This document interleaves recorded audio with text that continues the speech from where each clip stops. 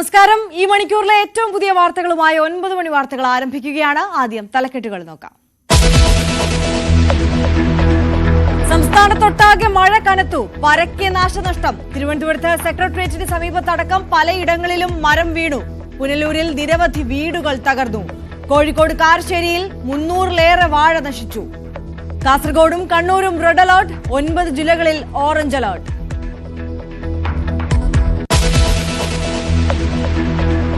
PSC ചെയർമാനും അംഗങ്ങൾക്കും വീണ്ടും വാരിക്കോരി നൽകി സർക്കാർ.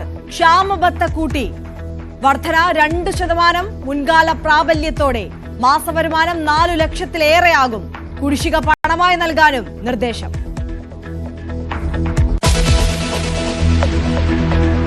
അൽഫോൺസ് കണ്ണന്താനം തുറന്നുവിട്ട സ്വാശ്രയ കോളേജ് വിവാദം കനക്കുന്നു. 30 കോളേജുകൾക്ക് NOC നൽകിയത് മുഖ്യമന്ത്രിയായിരുന്ന EK നായനാർ അറിയാതെയെന്ന് വെളിപ്പെടുത്തൽ. തന്നെ സസ്പെൻഡ് ചെയ്യാതിരുന്നത് PJ ജോസഫ് രാജിഭീഷണി മുഴക്കിയതിനാൽ ജനസമ്പർക്ക പരിപാടി തന്റെ ആശയമായിരുന്നുവെന്നും അൽഫോൺസ് കണ്ണന്താനം.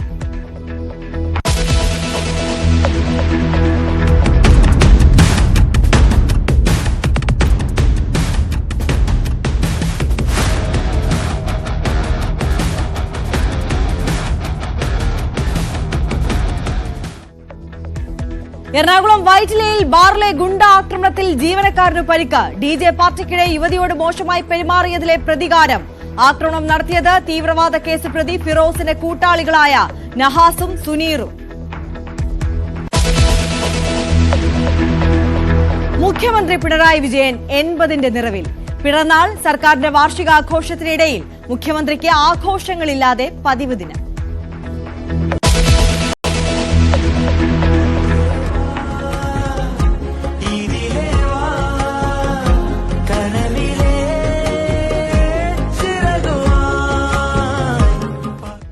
വിവാദങ്ങൾക്കിടെയും വീണ്ടും റീൽസുമായി പൊതുമരാമത്ത് മന്ത്രി മുഹമ്മദ് റിയാസ്. തുടരുമെന്നും മന്ത്രി. പുതിയ റീൽസ് ഇട്ടത് പ്രതിപക്ഷ നേതാവിന്റെ പരിഹാസത്തിന് പിന്നാലെ. സമരം നടത്തിയ മിൽമ ജീവനക്കാരുമായി തൊഴിൽ ക്ഷീരവികസന മന്ത്രിമാരുടെ ചർച്ച ഇന്ന്. MD P മുരളിയെ മാറ്റണമെന്ന ആവശ്യത്തിൽ ഉറച്ച് ജീവനക്കാർ. സമവായം കണ്ടില്ലെങ്കിൽ സംസ്ഥാനത്ത് പാൽ വിതരണം പ്രതിസന്ധിയിലാകും.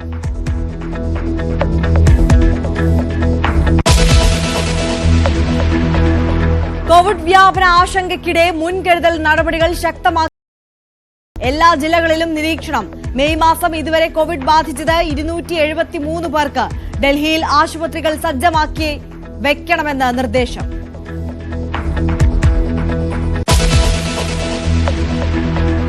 ശശി തരൂരിന്റെ നേതൃത്വത്തിലുള്ള സർവകക്ഷി സംഘവും യാത്ര തിരിച്ചു. സംഘങ്ങളോട് നയനിലപാടുകൾ വിശദീകരിച്ച് വിദേശകാര്യ സെക്രട്ടറി. ആണവ ഭീഷണിക്ക് മുന്നിൽ വഴങ്ങില്ലെന്നും ഭീകരതയോട് സന്ധിയില്ലെന്നും വിദേശകാര്യമന്ത്രി S ജയശങ്കർ. പൂഞ്ചിൽ പാക് ആക്രമണമുണ്ടായ സ്ഥലങ്ങൾ സന്ദർശിക്കാൻ രാഹുൽ ഗാന്ധി ഇന്ന് കശ്മീരിൽ. ഇംഗ്ലണ്ട് പരമ്പരയ്ക്കുള്ള ഇന്ത്യൻ ടെസ്റ്റ് ടീമിനെ ഇന്ന് പ്രഖ്യാപിക്കും. ശുഭ്മാൻ ഗിൽ, ഋഷഭ് പന്ത്, KL രാഹുൽ എന്നിവർ നായക സ്ഥാനത്തേക്ക് പരിഗണനയിൽ. പുതുമുഖങ്ങളും ടീമിലെത്താൻ സാധ്യത.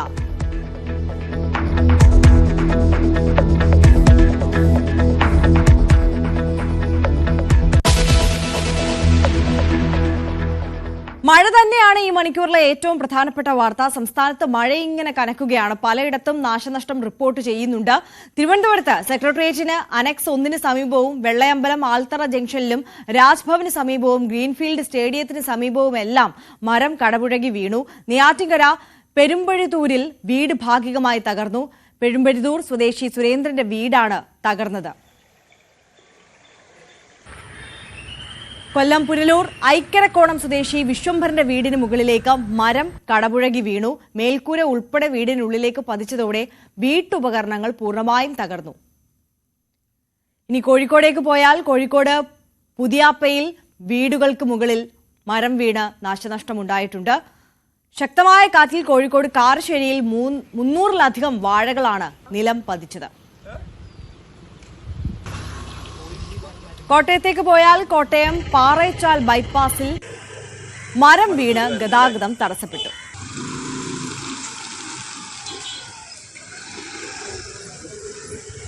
പത്തനംതിട്ട അടൂർ വടക്കടത്തുകാവ് കോട്ടമുകൾ റോഡിൽ ഇലക്ട്രിക് ലൈനിന്റെ മുകളിൽ മരം വീണ് വൈദ്യുതി ബന്ധം തടസ്സപ്പെട്ടിട്ടുണ്ട്. അങ്ങനെ കേരളത്തിലുടനീളം എല്ലാ മേഖലകളിൽ നിന്നും മഴക്കെടുതിയുടെ വാർത്തകളാണ് പുറത്തു വന്നുകൊണ്ടിരിക്കുന്നത്. എസ് സാരംഗും അരുൺ മോഹനും എസ് വിനീഷും ശശിനാരായണനും ഒക്കെ വിവരങ്ങളുമായി നമുക്കൊപ്പം ചേരും. ആദ്യം സാരംഗിലേക്കാണ് നമ്മൾ പോകുന്നത്. സാരംഗ്, തലസ്ഥാന ജില്ല നോക്കുകയാണെങ്കിൽ വലിയ നാശനഷ്ടം പല മേഖലയിലും റിപ്പോർട്ട് ചെയ്യുന്നുണ്ട്. എങ്ങനെയാണ് മഴക്കെടുതിയുടെ വിവരങ്ങൾ? സാരംഗിലേക്ക് വരാൻ നമുക്ക് എസ് വിനീഷ് കൊല്ലത്ത് നിന്ന് നമുക്കൊപ്പം ചേരുകയാണ്. വിനീഷ്, കൊല്ലത്തെ ഒരു സാഹചര്യം എങ്ങനെയാണ്? ജില്ലയുടെ വിവിധ പ്രദേശങ്ങളിൽ മഴ തുടരുന്ന സാഹചര്യമാണ് ഉള്ളത്. തീരദേശങ്ങളിലും അതുപോലെ തന്നെ ഈ മലയോര പ്രദേശങ്ങളിലെല്ലാം മഴ പെയ്യുന്നുണ്ട്.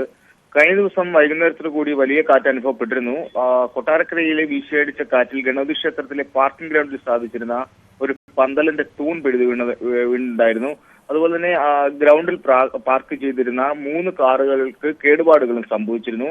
ഈ ക്ഷേത്രോത്സവത്തിന്റെ ഭാഗമായിട്ട് കിട്ടിയ ഒരു താൽക്കാലിക പന്തലായിരുന്നു. ഇതിന്റെ ഇരുമ്പ് പൈപ്പുകളായിരുന്നു ശക്തമായ കാറ്റിൽ നിലംപതിച്ചത്. അത് കാറിന് മുകളിലേക്ക് വീഴുകയും ചെയ്തു. പക്ഷേ ആളപായമില്ല എന്നൊരു ആശ്വാസകരമായ വാർത്തയും കൂടി ഉണ്ടായി. അതുപോലെ തന്നെ ജില്ലയുടെ കിഴക്കൻ മലയോര മേഖലകളിലും മഴ ശക്തിയായി തുടരുന്നുണ്ട്.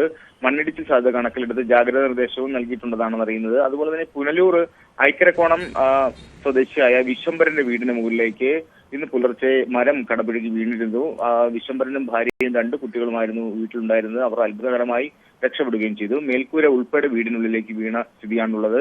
അവിടുത്തെ വൈദ്യുപകരണങ്ങളും അതുപോലെ തന്നെ വീട്ടുപകരണങ്ങളെല്ലാം തന്നെ പൂർണ്ണമായും തകർന്ന നിലയിലാണ്. ദൃശ്യങ്ങളിൽ അത് കാണാൻ കഴിയും. അതുപോലെ തന്നെ ഈ പ്രദേശത്ത് രാത്രി വൈകിയും മഴ ശക്തമായി തുടരുന്ന സാഹചര്യമായിരുന്നു ഉണ്ടായത്. അതുപോലെ തന്നെ ജില്ലയിൽ കഴിഞ്ഞ ദിവസം ഉണ്ടായ ശക്തമായ കാറ്റ് വിവിധയിടങ്ങളിൽ മരങ്ങൾ കടപുഴകി വീണ് ഇലക്ട്രിക് ലൈനുകളിലേക്ക് മരം വീണ സാഹചര്യമുണ്ട്.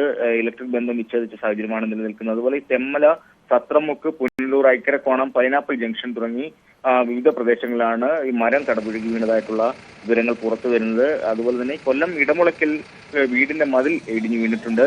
ആളപായമില്ല. ഇപ്പോഴും മഴ ശക്തിയായി തുടരുന്നുണ്ട് ജില്ലയിൽ. എസ് വിനീഷാണ് വിവരങ്ങൾ പങ്കുവച്ചത്. കൊല്ലത്ത് വ്യാപകമായ നാശനഷ്ടമാണ് റിപ്പോർട്ട് ചെയ്യുന്നത്. ഇനി തിരുവനന്തപുരത്തേക്ക് എത്തിയാൽ എസ് സാരംഗ് നമുക്കൊപ്പമുണ്ട്. സാരംഗ്, എങ്ങനെയാണ് തലസ്ഥാന ജില്ലയിലെ ഒരു സാഹചര്യം? താഴ്ന്ന പ്രദേശങ്ങളൊക്കെ ഇതിനകം വെള്ളക്കെട്ടിലായിട്ടുണ്ടോ?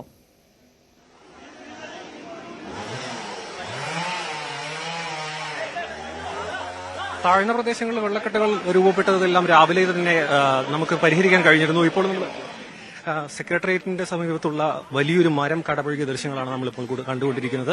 പ്രസ് ക്ലബിന് സമീപത്തുള്ള ഗ്രൗണ്ടിന് സമീപത്തുള്ള മരമാണ് പ്രസ് ക്ലബിന്റെ കെട്ടിടത്തിന്റെ മുകളിലേക്കും കടപുഴകി വീണത്. ഈ ഭാഗത്തുള്ള മരങ്ങളെല്ലാം മുറിച്ചു മാറ്റാൻ, അതായത് അപകട ഭീഷണി ഉയർന്ന മരങ്ങളെല്ലാം മുറിച്ചു നീക്കാനുള്ള നിർദ്ദേശം ജില്ലാ കളക്ടറുടെ ഭാഗത്തു നിന്നും ഉണ്ടായിട്ടുണ്ടെങ്കിലും ഉദ്യോഗസ്ഥ തലത്തിൽ അത്തരത്തിലുള്ള നടപടികളൊന്നും സ്വീകരിച്ചില്ല. അങ്ങനെയാണ് ഇത്തരത്തിലൊരു അപകടം. ഈ ഭാഗം എന്ന് പറയുന്നത് സെക്രട്ടേറിയറ്റ് പ്രസ് ക്ലബ്ബ് അടക്കം മാധ്യമപ്രവർത്തകരടക്കം വണ്ടികൾ പാർക്ക് ചെയ്ത് വിശ്രമിക്കുന്ന സ്ഥലങ്ങളാണ്. ആ ഭാഗത്താണ് ഇത്രയും വലിയൊരു മരം കടപുഴകി വീണത്. ഇത് ഇത്രയും ഓഫീസ് ടൈം ആരംഭിക്കുന്നതിന് മുൻപേ ആയതിനാലും ഈ ഭാഗങ്ങളിൽ അധികം ആൾക്കാരില്ലാത്ത സമയമായതിനാലാണ് വലിയൊരു അപകടം ഒഴിവായത്. ഈ ഭാഗത്ത് നമുക്ക് കാണുന്ന പോലെ ഇതുപോലെ അനവധി മരങ്ങൾ ഇതുപോലെ തന്നെ കടപുഴകുന്ന രീതിയിലേക്ക് സാഹചര്യത്തിൽ നിലനിൽക്കുന്നുണ്ട്. മാത്രമല്ല ഉദ്യോഗസ്ഥർക്ക് കൃത്യമായ നിർദ്ദേശം നൽകിയിട്ടും ഈ മരങ്ങളൊന്നും മുറിച്ചു മാറ്റിയിട്ടില്ല. അതാണ് ഇത്തരമൊരു വലിയ അപകടം. ഭാഗ്യവശാൽ മറ്റു വാഹനങ്ങളോ യാത്രക്കാരോ ഒന്നും തന്നെ റോഡിൽ ഇല്ലാത്ത സമയത്താണ്, പകലായിരുന്നു ഈ മരം കടപുഴകി വീണത്. കുറച്ചുകൂടി കഴിഞ്ഞ് ഓഫീസ് ടൈമും മറ്റും ആരംഭിച്ചതിന് ശേഷമാണ് ഈ മരം കടപുഴകി വീണതെങ്കിൽ ഇതിന് അപകടത്തിന്റെ വ്യാപ്തി ഇതിലേറെ കൂടിയാണ്. കെട്ടിടത്തിന് കേടുപാടുകൾ സംഭവിച്ചിട്ടുണ്ട്. ഇതുപോലെ തന്നെ പല ഭാഗങ്ങളിലും തിരുവനന്തപുരം നഗരത്തിന്റെ പല ഭാഗങ്ങളിലും മരം കടപുഴകി വീണ് ഗതാഗതം തടസ്സപ്പെട്ടിരുന്നു. അതൊക്കെ ഫയർഫോഴ്സും മറ്റ് സേനാംഗങ്ങളുമായി പരിഹരിച്ചു വരുന്നതിനിടയിലാണ് സെക്രട്ടേറിയറ്റിന്റെ സമീപത്ത് പ്രസ് ക്ലബിന്റെ മുന്നിലുള്ള മരം കടപുഴകി വീണത്.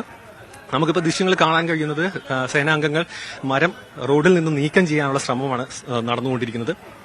ഈ മരം ഉൾപ്പെടെ നിരവധി മരങ്ങൾ റോഡിനും യാത്രക്കാർക്കും ജനങ്ങൾക്കും ഭീഷണിയായി ഈ ഭാഗങ്ങളിൽ നിലനിൽക്കുന്നുണ്ട്.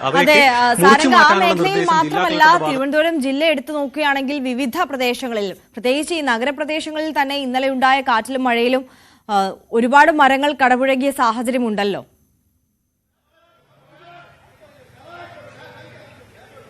തീർച്ചയായും പല ഭാഗങ്ങളിലും നിരവധി സ്ഥലങ്ങളിലാണ്, അതായത് സെക്രട്ടേറിയറ്റിനടുത്തായാലും രാജ്ഭവന് സമീപത്തൊക്കെ ആണെങ്കിലും മരം കടപുഴകി വീണ നിരവധി ഭാഗങ്ങളിൽ വെള്ളക്കെട്ട്, പിന്നെ അതേപോലെ തന്നെ ഗതാഗതം തടസ്സപ്പെടാനുള്ള പ്രധാന കാരണം മരം കടപുഴകി വീഴുന്നതായിരുന്നു. മാത്രമല്ല മറ്റ് അപകടങ്ങൾ സംഭവിക്കാതിരുന്നത് ഭാഗ്യം കൊണ്ട് വേണമെന്ന് തന്നെ മനസ്സിലാക്കണം. പല ഭാഗങ്ങളിലും വൈദ്യുതി മുടങ്ങിയത് ശക്തമായ കാറ്റിൽ മരം കടപുഴകിയായിരുന്നു. തിരുവനന്തപുരം നഗരത്തിന്റെ പ്രത്യേകത ചെറിയ മഴ പെയ്താൽ തന്നെ വെള്ളക്കെട്ട് രൂപപ്പെടുന്ന ഒരു പൊതു പ്രവണത ഉണ്ട്. അത് ഇത്തവണത്തെ കനത്ത മഴയിൽ, ഇന്നലെ രാത്രി 7:30 മുതൽ 8 മണി വരെ പെയ്ത കനത്ത മഴയിലും കാറ്റിലും അതിന്റെ രൂക്ഷമായ സാഹചര്യത്തിലേക്കാണ് എത്തിക്കുന്നത്. പല ഭാഗങ്ങളിലും ഫയർഫോഴ്സും സന്നാഹങ്ങളും രാത്രി തന്നെ ഗതാഗതം പുനഃസ്ഥാപിക്കുകയും വൈദ്യുതി പുനഃസ്ഥാപിക്കുകയും ചെയ്തിരുന്നെങ്കിലും വീണ്ടും മഴ പെയ്തതോടെ വെള്ളക്കെട്ടും മരം കടപുഴകി വീഴുന്ന കാഴ്ചകളുമാണ് നമ്മൾ കണ്ടത്. വേളി റെയിൽവേ സ്റ്റേഷന് സമീപത്തെ മരം കടപുഴകി വീണ ആ ഭാഗം ഇനിയും ഫയർഫോഴ്സിന് മാറ്റാൻ കഴിയില്ല. കാരണം സേനാംഗങ്ങൾ നഗരത്തിന്റെ പല ഭാഗങ്ങളിലായി വിന്യസിക്കപ്പെട്ടിരിക്കുകയാണ്. അവർക്ക് എത്തിച്ചേരാൻ കഴിയാത്ത വിധത്തിൽ പല ഭാഗങ്ങളിലും ഗതാഗത തടസ്സവും മരം കടപുഴകി വീണ സാഹചര്യങ്ങളുമുണ്ട്. വെള്ളക്കെട്ടും പല ഭാഗങ്ങളിലും മഴ ഒന്ന് ശമിക്കുന്ന സമയത്ത് വെള്ളക്കെട്ട് മാറുന്നുണ്ടെങ്കിലും പിന്നീട് അങ്ങോട്ട് മഴ വീണ്ടും പെയ്യുമ്പോൾ ആ ഭാഗങ്ങളിൽ ഇത്തരത്തിൽ വീണ്ടും വെള്ളക്കെട്ട് രൂപപ്പെടുന്ന ഒരു സാഹചര്യമാണ്. കൃത്യമായി വെള്ളത്തിന് ഒഴുകിപ്പോകാനുള്ള ഒരു സാഹചര്യമില്ല. ഡ്രെയിനേജുകളും മറ്റും കൃത്യമായി ക്ലീൻ ചെയ്തില്ല. അത്തരത്തിലുള്ള പല കാരണങ്ങളാണ് ഈ വെള്ളക്കെട്ടിനും മരം കടപുഴകി വീഴാനുള്ള സാധ്യത വളരെയധികം ഉയർത്തുന്നത്. മരണങ്ങൾ മറ്റും സംഭവിക്കാത്തത് ഭാഗ്യം കൊണ്ടാണെന്ന് മാത്രം തന്നെ പറയണം. കാരണം രാത്രി ആയതിനാലും പിന്നെ പകൽ വീണ മരം, അതായത് നഗരത്തിൽ ജനത്തിരക്ക് കൂടുന്നതിന് മുൻപ് നടന്ന പല സംഭവങ്ങളും ആയതുകൊണ്ട് മാത്രമാണ് വലിയ അപകടങ്ങളിലേക്ക് ഇതൊന്നും പോവാതിരുന്നത്. ആര്യ, തീർച്ചയായും സാരംഗാണ് വിവരങ്ങൾ നൽകിയത്. സാരംഗ് സൂചിപ്പിച്ചതുപോലെ തന്നെ വലിയ വലിയ അപകടങ്ങളാണ് തലനാരിഴയ്ക്ക് ഒഴിവായി പോയത്. ഇതിപ്പോൾ പ്രേക്ഷകർ കാണുന്ന ദൃശ്യങ്ങൾ തിരുവനന്തപുരം സെക്രട്ടേറിയറ്റിന് സമീപം പ്രസ് ക്ലബിന്റെ കെട്ടിടത്തിന് മുകളിലേക്ക് ഒരു വൻ മരം കടപുഴകി വീണതിന്റെയാണ്. ആ മേഖലയിൽ ഒരുപാട് മരങ്ങൾ ഇത്തരത്തിൽ അപകട ഭീഷണിയായി നിലനിൽക്കുന്നുണ്ട് എന്നുള്ളതാണ് സാഹചര്യം. അതൊക്കെ വെട്ടിമാറ്റാനുള്ള ഒരു തീരുമാനത്തിലേക്ക് ഇപ്പോൾ കടന്നിട്ടുണ്ട് എന്നാണ് മനസ്സിലാക്കുന്നത്. നഗരപ്രദേശത്തിൽ ഒരുപാടിടങ്ങളിൽ സമാനമായ രീതിയിൽ ഇത്തരത്തിൽ മരങ്ങൾ കടപുഴകി വീണ, ഗതാഗതം തടസ്സപ്പെട്ട, വൈദ്യുതി തടസ്സപ്പെട്ട ഒക്കെ സാഹചര്യങ്ങൾ നിലനിൽക്കുന്നുണ്ട്. ശശിനാരായണൻ കൂടി നമുക്കൊപ്പം ചേരുകയാണ് പത്തനംതിട്ടയിൽ നിന്ന്. ശശിനാരായണൻ, പത്തനംതിട്ടയിലെ പ്രത്യേകിച്ച് മലയോര മേഖലയിലേക്ക് സ്ഥിതിഗതികൾ എങ്ങനെയാണ്? പത്തനംതിട്ടയിൽ ഇന്നലെ രാത്രി വളരെ ശക്തമായ മഴയാണ് ഉണ്ടായിരുന്നത്. പക്ഷേ ഇപ്പം പുലർച്ചയോടുകൂടി തന്നെ മഴയ്ക്ക് ശമനമുണ്ട്. പല സ്ഥലങ്ങളിലും മഴ ഇപ്പോൾ പെയ്യുന്നില്ല എന്നുള്ള ഒരു വിവരമാണ് നമുക്ക് ലഭിക്കുന്നത്. ഏതായാലും ഇന്നലെ രാത്രി ശക്തമായി പെയ്ത മഴയിൽ ജില്ലയുടെ വിവിധ ഭാഗങ്ങളിൽ കാറ്റ്, വലിയ ശക്തമായ കാറ്റിൽ വൈദ്യുതി പോസ്റ്റുകൾ ഒടിഞ്ഞു വീണൊക്കെ നാശനഷ്ടങ്ങൾ ഉണ്ടായിട്ടുണ്ട്. അടൂർ വടക്കെടുത്തുകാവിൽ വൈദ്യുതി പോസ്റ്റ് ഒടിയുകയും വൈദ്യുതി ബന്ധം വിച്ഛേദിക്കുകയും ചെയ്തു. ഒപ്പം അടൂർ മാഞ്ഞാലിയിലും സമാനമായ രീതിയിൽ റോഡിലേക്ക് തേക്കുമരം കടപുഴകി വീണ വൈദ്യുതി ലൈൻ പോസ്റ്റ് ഒടിഞ്ഞ് വൈദ്യുതി ബന്ധം തടസ്സപ്പെട്ട സാഹചര്യമുണ്ട്. തണ്ണിത്തോട് ഭാഗത്ത്, കിഴക്കൻ മലയോര മേഖലയായ തണ്ണിത്തോട് ഭാഗത്ത് ഇന്നലെ രാത്രിയിലുണ്ടായ മഴയത്ത് വീടിന് മുകളിലേക്ക് മരം കടപുഴകി വീണ് നാശനഷ്ടങ്ങൾ ഉണ്ടായിട്ടുണ്ട്. അത്തരത്തിൽ പല സ്ഥലങ്ങളിലും ഇളകളിലൊന്നും റോഡിലേക്ക് കാറ്റത്ത് വൈദ്യുതി പോസ്റ്റ് ഒടിഞ്ഞു വീണ് വൈദ്യുതി ബന്ധം തടസ്സപ്പെട്ടത്. ഇതെല്ലാം പിന്നീട് ഫയർഫോഴ്സ് എത്തിയാണ് പുനഃസ്ഥാപിച്ചത്. രാത്രി വൈകിയാണ് പല സ്ഥലങ്ങളിലും വൈദ്യുതി ബന്ധം പുനഃസ്ഥാപിക്കാൻ കഴിഞ്ഞത്. രാത്രി ശക്തമായ മഴയോടുകൂടി തന്നെ ആ വൈദ്യുതി ബന്ധം പൂർണ്ണമായി തടസ്സപ്പെട്ട സാഹചര്യം ഇന്നലെ ഉണ്ടായിരുന്നു. രാത്രി തന്നെ 8 മണിക്കൂറോളം, അതായത് വൈകിട്ട് 4 മണിയോടുകൂടി തന്നെ കറണ്ട് പോയത്. പല സ്ഥലങ്ങളിലും ജില്ല ഇരുട്ടാകുന്ന ഒരു സാഹചര്യം കൂടി ഇന്നലെ ഉണ്ടായിരുന്നു. ഏതായാലും പല സ്ഥലങ്ങളിലും ഇപ്പോൾ ഈ വൈദ്യുതി ബന്ധം പുനഃസ്ഥാപിച്ചിട്ടുണ്ട്. ശക്തമായ കാറ്റാണ് അനുഭവപ്പെട്ടത്. മലയോര മേഖലയെല്ലാം മണ്ണിടിച്ചിലുള്ള മേഖലയൊക്കെ ഉണ്ട്. പക്ഷേ ഇന്നലെ രാത്രി വലിയ ശക്തമായ മഴയുണ്ടായ ഭാഗത്തുകളെല്ലാം ഒരു ജാഗ്രത നിർദ്ദേശമൊക്കെ ഉണ്ടായിരുന്നു. എന്തായാലും ആശങ്കപ്പെട്ട സാഹചര്യങ്ങൾ നിലവിലില്ല. പക്ഷേ ഉരുൾപൊട്ടലും അതുപോലെ മണ്ണിടിച്ചുള്ള മേഖലയാണ് പത്തനംതിട്ട ജില്ലയിൽ ഉള്ളത്. ആ പ്രദേശങ്ങളിലെല്ലാം ഒരു ജനങ്ങൾക്ക് ഒരു ജാഗ്രത ഇന്നലെ തുടക്കം മുതൽ ഇതുമായി ബന്ധപ്പെട്ട് ജില്ലാ ഭരണകൂടം നൽകിയിരുന്നു. അത് ആശങ്കപ്പെട്ട ഒരു സാഹചര്യം നിലവിലില്ല. പക്ഷേ ഒരു കരുതൽ, ഒരു മുൻകരുതൽ എന്നൊരു രീതിയിലാണ് നൽകിയിട്ടുള്ളത്. ഇന്നലെ രാത്രി പെയ്ത മഴ ഇന്ന് പുലർച്ചയോടുകൂടി ശമനമുണ്ട്. ഇനി വരും മണിക്കൂറിൽ മഴ ഉണ്ടാകാൻ സാധ്യതയുണ്ടെന്നും മുന്നറിയിപ്പുണ്ട്. ശരി, ശശിനാരായണനാണ് പത്തനംതിട്ടയിലെ വിവരങ്ങൾ പങ്കുവച്ചത്. അവിടെയും നാശനഷ്ടങ്ങളൊക്കെ റിപ്പോർട്ട് ചെയ്യുന്ന സാഹചര്യമുണ്ട്. ഇപ്പോൾ മഴ മാറി നിൽക്കുന്ന ഒരു സാഹചര്യമാണ് പത്തനംതിട്ടയിലുള്ളത്. അരുൺ മോഹൻ നെയ്യാറ്റിൻകരയിൽ നിന്ന് നമുക്കൊപ്പം ചേരുകയാണ്. അരുൺ, എങ്ങനെയാണ് നെയ്യാറ്റിൻകരയിലെയും സമീപ ഗ്രാമപ്രദേശങ്ങളിലെയും ഒക്കെ ഒരു സാഹചര്യം? ആര്യ, മലയോര മേഖല കൂടിയായ മലയോര തീരദേശ മേഖലയാണ് നമ്മുടെ ഈ നെയ്യാറ്റിൻകര പ്രദേശം എന്ന് പറയുന്നത്, താലൂക്ക് എന്ന് പറയുമ്പോൾ. ഇന്നലെ രാത്രി മുതൽ തുടങ്ങിയ മഴ ഒരുപക്ഷെ ഇപ്പോൾ അല്പം ശമനം കണ്ടിട്ടുണ്ട് എന്ന് മാത്രമേ നമുക്ക് പറയാനുള്ളൂ. പക്ഷെ എന്നിരുന്നാലും താഴ്ന്ന പ്രദേശങ്ങൾ പലയിടത്തും ഇപ്പോൾ വെള്ളം കയറിയ ഒരു അവസ്ഥയാണ്. മഴയ്ക്ക് ശമനം വന്നതോടുകൂടി പലയിടത്തും ആ നീര് വലിഞ്ഞു പോകുന്ന കാഴ്ച നമുക്ക് കാണാൻ കഴിയും. എന്നിരുന്നാലും നെയ്യാറ്റിൻകര പാറശാല ഫയർഫോഴ്സിന്റെ കീഴിൽ തന്നെ ഏകദേശം 60 കേസുകൾ ഇന്നലെ രാത്രി റിപ്പോർട്ട് ചെയ്തു എന്നുള്ളതാണ് നമുക്ക് സ്ഥിരീകരിക്കുന്ന വിവരം നമുക്ക് മനസ്സിലാക്കാം. അത്രമാത്രം മരങ്ങൾ പലയിടത്തും ഒടിഞ്ഞു വീണു എന്നുള്ളതാണ് ഉള്ളത്. വൈദ്യുതി ബന്ധം പൂർണ്ണമായും പലയിടത്തും ഇന്നലെ മണിക്കൂറുകളോളം ഇല്ലാതിരുന്നു. പുലർച്ചയോടുകൂടിയാണ് പലയിടത്തും വൈദ്യുതി വന്നത്. അത് എല്ലാ തരം കമ്മ്യൂണിക്കേഷനും നിശ്ചലമാവുന്ന അവസ്ഥയായിരുന്നു. പറയുമ്പോൾ നമ്മുടെ അമ്പൂരി ആദിവാസി ഊരുകൾ ഏറെക്കുറെ ഒറ്റപ്പെട്ട അവസ്ഥയാണ്. കാരണം അവിടെ മഴ പെയ്തു കഴിഞ്ഞാൽ പിന്നെ ആ ഗ്രാമം ഒരു ഒറ്റപ്പെട്ട അവസ്ഥയിലേക്ക് എത്തുന്ന ഒരു സാഹചര്യം തന്നെയാണ്. അത് തന്നെയാണ് ഇന്നലെയും ഉണ്ടായത്. നമുക്ക് അവിടെയുള്ള മറ്റു വിവരങ്ങളൊന്നും നമുക്ക് ഇന്നലെ ലഭ്യമാകുന്ന ഒരു അവസ്ഥയായിരുന്നില്ല. എന്തായാലും ആര്യ, ഇപ്പോൾ നമുക്ക് പറയാനുള്ളത് മഴയ്ക്ക് അല്പം ശമനമുണ്ട്. ഒപ്പം മഴയ്ക്ക് സാധ്യതയും ഉണ്ട്. ഇപ്പോഴും മൂടിക്കെട്ടിയ കാലാവസ്ഥ തന്നെയാണ് പ്രദേശത്ത്. ഈ പറയുന്ന കന്യാകുമാരി ജില്ലയിലും തിരുവനന്തപുരം ജില്ലയുടെ തെക്ക് ഭാഗത്തുള്ള ഈ നെയ്യാറ്റിൻകര പൊഴിയൂർ മേഖലകളിലൊക്കെയും നമുക്കിപ്പോൾ മഴ ഉണ്ട് എന്ന് തന്നെ പറയാം. പക്ഷെ ഇപ്പോൾ ശമനമുണ്ട്. ആര്യ, ശരി, അരുൺ മോഹനാണ് വിവരങ്ങൾ നൽകിയത്. എന്തായാലും കാലവർഷം എത്തും മുമ്പേ ഇതാണ് സാഹചര്യം സംസ്ഥാനത്ത്. കാലവർഷം അടുത്ത മണിക്കൂറുകളിൽ തന്നെ കേരള തീരം തൊടും എന്നുള്ളതാണ് മുന്നറിയിപ്പ് ഉള്ളത്. അതിനു മുമ്പ് തന്നെ സംസ്ഥാനത്തെ എല്ലാ ജില്ലകളിലും ഇത്തരത്തിൽ വ്യാപകമായ നാശനഷ്ടങ്ങളാണ് റിപ്പോർട്ട് ചെയ്തത്. ഇന്നലെ രാത്രിയിലൊക്കെ കനത്ത മഴയും കാറ്റുമൊക്കെയാണ് എല്ലാ മേഖലയിലും അനുഭവപ്പെട്ടിട്ടുള്ളത്. ഇനി ഇന്നത്തെ മഴ മുന്നറിയിപ്പുമായി ബന്ധപ്പെട്ട വിശദാംശങ്ങളിലേക്ക് കടന്നാൽ, കണ്ണൂർ, കാസർഗോഡ് ജില്ലകളിൽ അതിതീവ്ര മഴയ്ക്ക് സാധ്യതയുള്ളതിനാൽ റെഡ് അലേർട്ടാണ് നൽകിയിട്ടുള്ളത്. തിരുവനന്തപുരം, കൊല്ലം, ആലപ്പുഴ ജില്ലകളിൽ ഒഴികെ 9 ജില്ലകളിൽ ഓറഞ്ച് അലേർട്ടും പ്രഖ്യാപിച്ചിട്ടുണ്ട്. ആയിഷത്തുൽ ഷംന ചേരുന്നുണ്ട് വിവരങ്ങളുമായി. ഷംന, മൺസൂൺ കരതൊടാൻ മണിക്കൂറുകൾ മാത്രമാണ് ബാക്കി. അതിതീവ്ര മഴ മുന്നറിയിപ്പുള്ളത് കാസർഗോഡും കണ്ണൂരും ജില്ലകളിലാണ്. മറ്റ് ജില്ലകളിലെല്ലാം ഓറഞ്ച് അലേർട്ട് മുന്നറിയിപ്പുമുണ്ട്. എങ്ങനെയാണ് വിശദാംശങ്ങൾ? ആര്യ, സംസ്ഥാനത്ത് മഴ ശക്തമാകുന്നു എന്നത് തന്നെയാണ് ഏറ്റവും പ്രധാനപ്പെട്ട കാര്യം. ഇത് മൺസൂൺ എത്തിയിട്ടില്ല. അതിനു മുമ്പെയുള്ള വേനൽ മഴയാണ്. അറബിക്കടലിൽ ന്യൂനമർദ്ദം രൂപപ്പെട്ടിരുന്നു കഴിഞ്ഞ ദിവസം. അത് അതിതീവ്ര ന്യൂനമർദ്ദമായി മാറിയിട്ടുണ്ട്. ഇതിന്റെയൊക്കെ ഫലമായുള്ള മഴയാണ് ഇപ്പോൾ നമുക്ക് ലഭിക്കുന്നത്. എന്തായാലും അത് തന്നെ അതിതീവ്ര മഴയായി മാറുന്നു എന്നതാണ് സാഹചര്യം. വരും മണിക്കൂറുകളിൽ മൺസൂൺ എത്തും കേരളത്തിൽ. ഇതോടുകൂടി മഴ ശക്തമാകുന്നതാണ് സാഹചര്യം. ഇന്ന് 2 ജില്ലകൾക്ക് മാത്രമാണ് റെഡ് അലേർട്ട് ഉള്ളതെങ്കിലും നാളെ അത് വീണ്ടും കനക്കും. മറ്റ് ജില്ലകൾക്ക് കൂടി, മലപ്പുറം മുതലുള്ള ജില്ലകൾക്ക് കൂടി റെഡ് അലേർട്ട് പ്രഖ്യാപിച്ചിട്ടുണ്ട്. അതിനുശേഷം പിന്നീട് പത്തനംതിട്ട അടക്കമുള്ള ജില്ലകൾക്ക് കൂടി മറ്റന്നാളോടുകൂടി റെഡ് അലേർട്ട് പ്രഖ്യാപിച്ചിട്ടുണ്ട്. ഇങ്ങനെ വരും ദിവസങ്ങളിൽ അതിതീവ്ര മഴയായിരിക്കുമെന്ന് തന്നെയാണ് ഇപ്പോൾ മുന്നറിയിപ്പുള്ളത്. മറ്റൊരു പ്രധാനപ്പെട്ട കാര്യം, കഴിഞ്ഞ 15 വർഷത്തിനിടെ മൺസൂൺ ആദ്യമായാണ് ഇത്രയും നേരത്തെ കേരളത്തിലെത്തുന്നത്. അത് അങ്ങനെ ഒരു പ്രത്യേകത കൂടി ഇത്തവണത്തെ മഴക്കാലത്തിനുണ്ട്. ഒപ്പം ആദ്യകാലങ്ങളിൽ അല്ലെങ്കിൽ കഴിഞ്ഞ വർഷങ്ങളിലൊക്കെ തെക്കൻ കേരളത്തിൽ മൺസൂൺ എത്തിയതിന് ശേഷം പിന്നീട് അത് വടക്കൻ കേരളത്തിലേക്കും ഒപ്പം സംസ്ഥാനത്തിന്റെ മറ്റ് ജില്ലകളിലേക്കും വ്യാപിക്കുന്ന ഒരു സാഹചര്യമായിരുന്നു. എന്നാൽ ഇത്തവണത്തെ മൺസൂൺ അങ്ങനെയല്ല. ആദ്യം കരതൊടുന്നത് വടക്കൻ കേരളത്തിലാണ്. അതിനുശേഷമാണ് തെക്കൻ കേരളത്തിലേക്ക് മഴക്കാലം വ്യാപിക്കുന്നത്. അങ്ങനെ നിരവധി പ്രത്യേകതകളോടുകൂടിയാണ് ഇത്തവണത്തെ മഴക്കാലം മൺസൂൺ എത്തുന്നത് എന്നതാണ് ഏറ്റവും ശ്രദ്ധേയമായ കാര്യം. ഒപ്പം ചെറിയ ഇടവേളകളിൽ അതിശക്തമായ മഴയാണ് പ്രവചിക്കപ്പെടുന്നത്. വളരെ ചുരുങ്ങിയ സമയത്താണ് മഴ പെയ്യുന്നതെങ്കിൽ പോലും പതിവിലും കൂടുതൽ മഴയായിരിക്കും നമുക്ക് ലഭിക്കുക. അതുകൊണ്ട് തന്നെ താഴ്ന്ന പ്രദേശങ്ങളിൽ വെള്ളക്കെട്ടിനും മറ്റ് സാധ്യതകൾക്കൊക്കെ, അതായത് വെള്ളക്കെട്ട് രൂക്ഷമാവാൻ സാധ്യതയുണ്ട്, മണ്ണിടിച്ചിൽ പ്രതിഭാസത്തിന് സാധ്യതയുണ്ട്. ഇങ്ങനെയുള്ള മുന്നറിയിപ്പുകളൊക്കെ നൽകിയിട്ടുണ്ട്. പ്രത്യേകിച്ച് മലയോര പ്രദേശങ്ങളിൽ മണ്ണിടിച്ചിൽ സാധ്യതകളുണ്ട്. രാത്രികാല യാത്രകൾക്ക് നിയന്ത്രണമുണ്ട്. ഇപ്പോൾ കാസർഗോഡ് ജില്ലകളിലടക്കം വിനോദസഞ്ചാരങ്ങൾക്ക് നിയന്ത്രണം ഏർപ്പെടുത്തിയെന്ന ഒരു വാർത്ത കൂടി വരുന്നുണ്ട്. ഇങ്ങനെ സംസ്ഥാനമൊട്ടാകെ നിരവധി ജാഗ്രതാ നിർദ്ദേശങ്ങൾ പുറപ്പെടുവിക്കുന്ന ഒരു സാഹചര്യമാണ് ഉള്ളത്. ഒപ്പം തന്നെ ഇന്നത്തെ ഒരു സാഹചര്യം എടുത്താൽ തിരുവനന്തപുരം, കൊല്ലം, പത്തനംതിട്ട ജില്ലകൾക്ക് യെല്ലോ അലേർട്ടാണ്. കണ്ണൂർ, കാസർഗോഡ് ജില്ലകൾക്ക് റെഡ് അലേർട്ടാണ്. മറ്റ് 9 ജില്ലകൾക്കും, അതായത് കോട്ടയം, എറണാകുളം, ഇടുക്കി ജില്ലകൾ, മലപ്പുറം, പാലക്കാട് ജില്ലകൾക്കൊക്കെ ഓറഞ്ച് അലേർട്ടാണ്. നാളെ മലപ്പുറം, കോഴിക്കോട്, വയനാട്, കണ്ണൂർ, കാസർഗോഡ് ജില്ലകൾക്ക് നാളെ റെഡ് അലേർട്ടാണ്. മഴ കനക്കും എന്ന് തന്നെയാണ് നിർദ്ദേശമുള്ളത്, മുന്നറിയിപ്പുള്ളത്.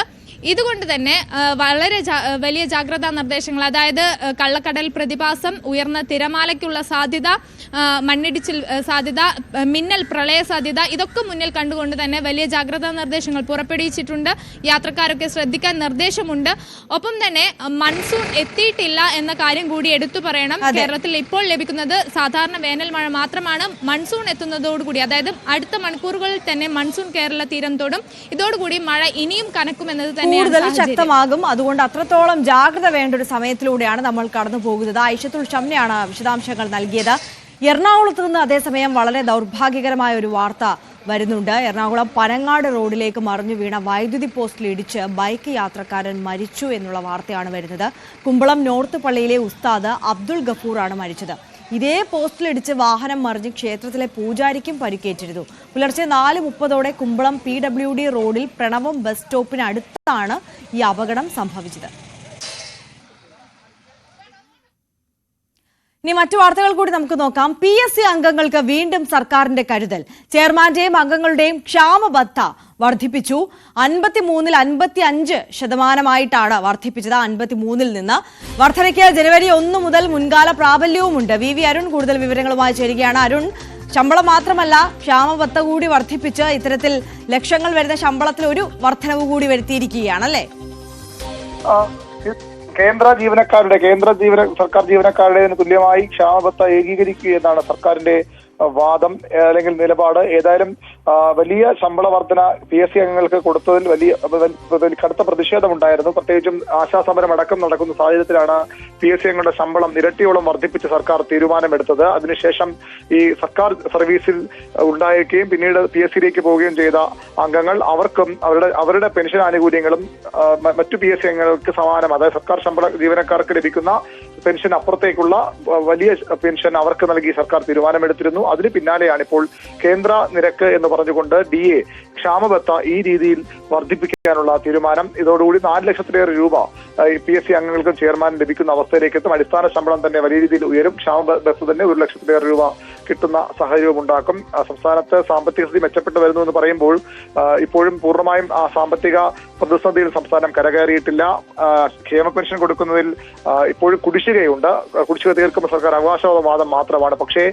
ഇപ്പോഴുള്ളത് ഈ വലിയ ശമ്പളം വാങ്ങുന്ന, ലക്ഷങ്ങൾ ശമ്പളം വാങ്ങുന്ന PSC അംഗങ്ങൾക്ക് 20 PSC അംഗങ്ങളാണ് സംസ്ഥാനത്തുള്ളത്. അവർക്ക് വീണ്ടും ചെയ്യാവുന്ന ആനുകൂല്യങ്ങളെല്ലാം, നൽകാവുന്ന ആനുകൂല്യങ്ങളെല്ലാം നൽകുകയാണ് സർക്കാർ. അവർക്ക് ഇതിനു പുറമെ യാത്രാബത്തയുണ്ട്, സിറ്റിംഗ് അലവൻസ് ഉൾപ്പെടെയുള്ള മറ്റു തുകകളുണ്ട്. അങ്ങനെ വലിയ ശമ്പളം വർധന ഓരോ രൂപത്തിലും PSC അംഗങ്ങൾക്ക് ചെയർമാനും നൽകുകയാണ് സർക്കാർ.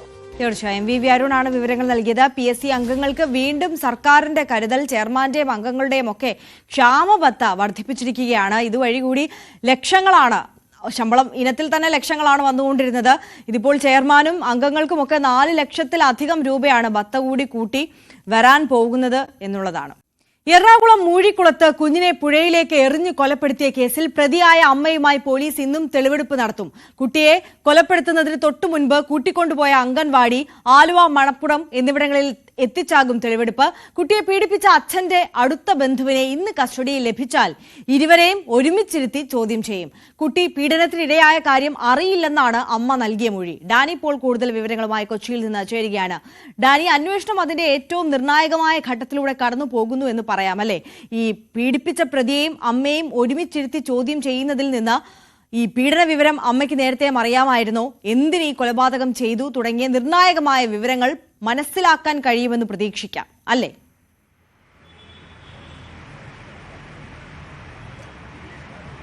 അങ്ങനെ തന്നെയാണ് കരുതുന്നത്. കാരണം ഈ കേസുമായി ബന്ധപ്പെട്ടുകൊണ്ട് ഇനിയും മനസ്സിലാക്കാൻ ചില വസ്തുതകൾ കൂടിയുണ്ട്. അത് ഏറ്റവും പ്രധാനമെന്ന് പറയുന്നത് ഈ കുട്ടിയെ കൊലപ്പെടുത്താനുണ്ടായ സാഹചര്യം അമ്മ പറയുന്നത് അത്ര വിശ്വസനീയമായ രീതിയിലേക്കല്ല പോലീസ് അന്വേഷണ സംഘം എടുത്തിരിക്കുന്നത്. അതിന് പിന്നീട് ഈ കേസുമായി ബന്ധപ്പെട്ട് പിന്നീടുണ്ടായ ഒരു ഡെവലപ്മെൻ്റ് എന്ന് പറയുന്നത് ഈ പോക്സോ കേസ് അടക്കമുള്ള കാര്യങ്ങൾ വരുന്നതോടുകൂടിയാണ്. അതും അച്ഛൻ്റെ അടുത്ത ബന്ധു തന്നെ ഇതിൽ കേസിലെ പ്രതിയാകുന്നു. നാളുകളായി കുട്ടിയെ ഈ രീതിയിൽ പീഡിപ്പിച്ചിരുന്നു എന്നതടക്കമുള്ള കാര്യങ്ങൾ വരുന്നുണ്ട്. അമ്മ പറയുന്നത് ഇതുമായി തനിക്ക് ഒരു വിവരവും ഇതുമായി ബന്ധപ്പെട്ട് അറിയില്ലായിരുന്നു എന്ന് പറയുന്നുണ്ട്. പക്ഷേ പോലീസിനെ കുറച്ചുകൂടി വ്യക്തത ഈ കാര്യങ്ങളിലെല്ലാം തന്നെ ലഭിക്കേണ്ടതുണ്ട്. അതിന് ഇനിയുള്ള ദിവസങ്ങൾ, അതിന് 5 ദിവസത്തെ കസ്റ്റഡിയാണ് അമ്മയെ പോലീസ് പോലീസിന് ലഭിച്ചിട്ടുള്ളത്. ചോദ്യം ചെയ്യാനും തെളിവെടുപ്പിനും അടക്കം ലഭിച്ചിരിക്കുന്നത്. ഇതിൽ ഇന്ന് ഇപ്പോൾ പ്രതിക്ക് വേണ്ടി, അതായത് പോക്സോ കേസിൽ പ്രതിക്ക് വേണ്ടി പോലീസ് കസ്റ്റഡി അപേക്ഷ നൽകുന്നുണ്ട്. അത് ഇന്ന് തന്നെ പരിഗണിക്കപ്പെട്ടേക്കുമെന്നാണ് അറിയാനായിട്ട് സാധിക്കുന്നത്. ഈ ഒരു സാഹചര്യത്തിൽ രണ്ടുപേരെയുമുള്ള ചോദ്യം ചെയ്യൽ, ഒരുമിച്ചുള്ള ചോദ്യം ചെയ്യൽ അടക്കമുള്ള കാര്യങ്ങളിൽ ഈ കേസുമായി ബന്ധപ്പെട്ടുകൊണ്ടുള്ള കൂടുതൽ വസ്തുതകൾ പുറത്തേക്ക് വരുമെന്ന് തന്നെയാണ് അറിയാനായിട്ട് സാധിക്കുന്നത്. ഇതിൽ ഏറ്റവും നിർണായകം, ഇതിൽ അമ്മയ്ക്ക് ഈ കേസുമായി ബന്ധപ്പെട്ട, ഈ പോക്സോയുമായി ബന്ധപ്പെട്ട ഉള്ള കാര്യങ്ങളിൽ ഏതെങ്കിലും രീതിയിലുള്ള അറിവ് ഉണ്ടായിരുന്നു എന്നതടക്കമുള്ള സംശയങ്ങൾ പോലീസിന് വളരെ കൂടുതലായിട്ട് തന്നെയുണ്ട്. അതിന് കൃത്യമായൊരു ഉത്തരം തെളിവുകളടക്കമുള്ള കാര്യങ്ങളിലേക്ക് നീങ്ങേണ്ടതുണ്ട്. അപ്പോൾ ഈ കാര്യങ്ങളെല്ലാം ഈ സമയത്തിനുള്ളിൽ കസ്റ്റഡി കാലാവധിക്കുള്ളിൽ പൂർത്തിയാക്കുമെന്നാണ് പ്രതീക്ഷിക്കുന്നത്.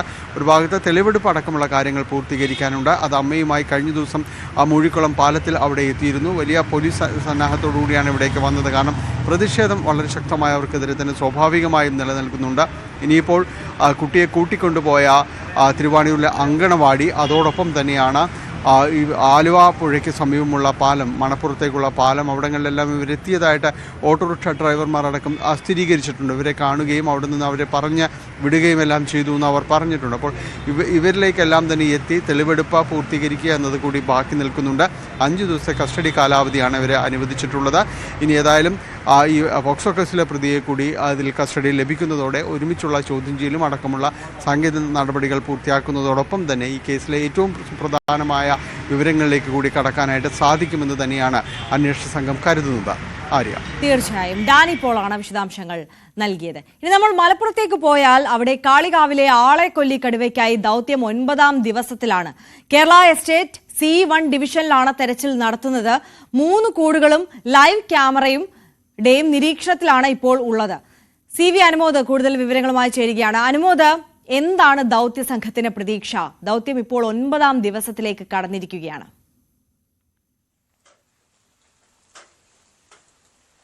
ആര്യ, ദൗത്യം കാലവർഷം കണക്കുന്നതോടെ കൂടുതൽ പ്രതിസന്ധിയിലേക്ക് പോകുന്ന ഒരു സാഹചര്യം നിലവിലുണ്ട്. കഴിഞ്ഞ ദിവസം കടുവയെ കണ്ടു എന്ന് നാട്ടുകാർ പറഞ്ഞ മേഖലകളിൽ ദൗത്യസംഘം തെരച്ചിൽ നടത്തിയെങ്കിലും കടുവയുടെ അടയാളങ്ങൾ കണ്ടെത്താൻ കഴിഞ്ഞില്ല. ഒരു കാൽപാദം കണ്ടിരുന്നു. അതിന്റെ അടിസ്ഥാനത്തിൽ ആ മേഖലകളിൽ, എസ്റ്റേറ്റ് മേഖലകളിൽ ആണ് ഇന്നലെ പരിശോധന നടത്തിയത്. ഇന്നിപ്പോൾ രാവിലെ കേരള എസ്റ്റേറ്റിന്റെ C1 ഡിവിഷനിലാണ് കൂടുതൽ ദൗത്യസംഘങ്ങൾ ഉള്ളത്. ആ ഒരു മേഖല കേന്ദ്രീകരിച്ചായിരുന്നു കഴിഞ്ഞ ദിവസം കടുവയുടെ സാന്നിധ്യം കണ്ടത് എന്നതുകൊണ്ടാണ് ആ ഒരു മേഖലയിലേക്ക് തെരച്ചിൽ വ്യാപിപ്പിച്ചിരിക്കുന്നത്. 3 കൂടുകൾ ഇതിനോടകം തന്നെ കടുവയെ പിടികൂടാൻ വേണ്ടി സ്ഥാപിച്ചിട്ടുണ്ട്. റാവുത്തർ ഭാഗത്തുകാട്, അതായത് കടുവ ഗഫൂറിനെ കൊന്ന മേഖല, അവിടെ 2ഉം, അതുപോലെ സുൽത്താന എസ്റ്റേറ്റിന്റെ മേഖലയിൽ 1ഉം ആണ് കൂടുകൾ വച്ചിരിക്കുന്നത്. ഇതെല്ലാം തന്നെ ലൈവ് ക്യാമറയുടെ നിരീക്ഷണത്തിലാണ് ഈ കൂടുകൾ ഇപ്പോഴുള്ളത്. പക്ഷേ ഇവിടെയും കടുവയെ കണ്ടെത്താൻ കഴിഞ്ഞിട്ടില്ല എന്നുള്ളതാണ് ദൗത്യസംഘത്തെ ഇപ്പോൾ പ്രതിസന്ധിയിലാക്കിയിരിക്കുന്നത്. മാത്രമല്ല, ചെങ്കുത്തായ പ്രദേശങ്ങളാണ് ഈ ഒരു എസ്റ്റേറ്റിനോട് ചേർന്ന്, സൈലന്റ് വാലി മലനിരകളോട് ചേർന്നുള്ള മേഖലകൾ. അവിടെയൊക്കെ ദൗത്യം അതീവ ദുഷ്കരമായ സാഹചര്യമാണ് കഴിഞ്ഞ ദിവസം നമ്മൾ കണ്ടത്. മഴ കൂടി വരുന്നതോടെ സാഹചര്യം കുറച്ചുകൂടി മോശമാകുന്നൊരവസ്ഥ. എന്നിരുന്നാൽ തന്നെയും സാധ്യമായ എല്ലാം സംവിധാനങ്ങളും സന്നാഹങ്ങളും ഒരുക്കി വനം വകുപ്പ് ദൗത്യവുമായി മുന്നോട്ട് പോവുകയാണ്. കാലാവസ്ഥ പ്രതികൂലമാകുന്നത് ദൗത്യത്തിന് അല്പം തിരിച്ചടിയാകുന്ന സാഹചര്യമാണ് ഇപ്പോഴുള്ളത്. തീർച്ചയായും CV അനുമോദാണ് വിവരങ്ങൾ നൽകിയത്. കൊച്ചി വൈറ്റിലയിലെ ബാറിൽ ഗുണ്ട ആക്രമണം. ഇന്നലെ രാത്രി ഉണ്ടായ സംഭവത്തിൽ ബാറിലെ ജീവനക്കാരനെ ഗുണ്ടാ സംഘം ക്രൂരമായി ആക്രമിച്ചു. കളമശ്ശേരി സ്വദേശികളായ സുനീർ, നഹാസ് എന്നിവരുടെ നേതൃത്വത്തിലായിരുന്നു ആക്രമണം. തീവ്രവാദ കേസിലെ പ്രതി ഫിറോസിന്റെ കൂട്ടാളികളാണ് നഹാസും സുനീറും. ആക്രമണത്തിന്റെ ദൃശ്യങ്ങൾ News 18 ലഭിച്ചു.